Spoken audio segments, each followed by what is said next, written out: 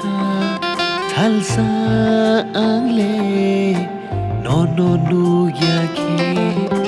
dongi maya no yau no mang no nai na ni shano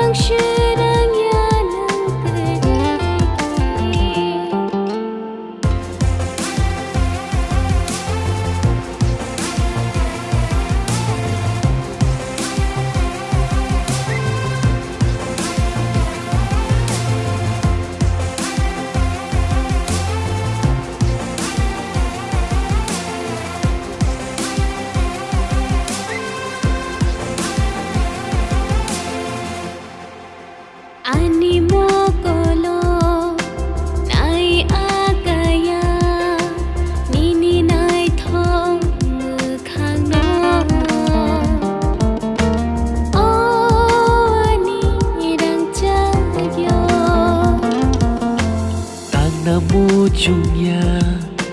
nini ganani logi woma tonga mujungo oh ani jadu yo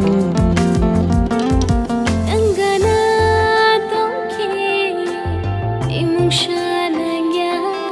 no kare imung shashanya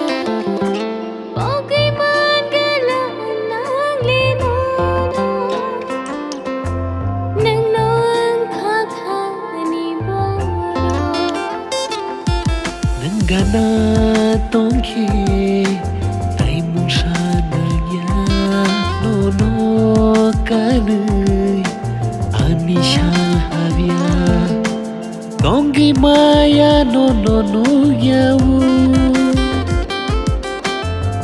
no mang no nai na ni shano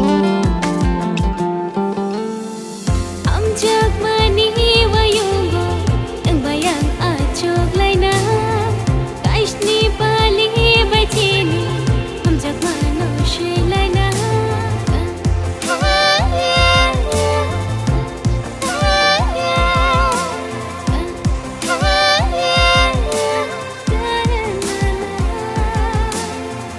ani khani kjani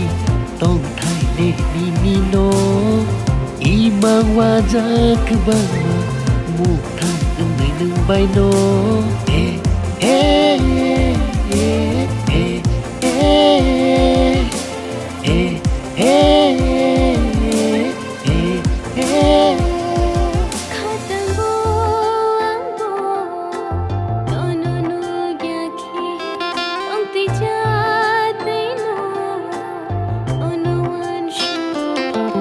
Khasiya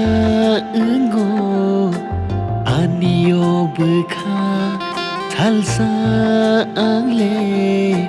no yakhe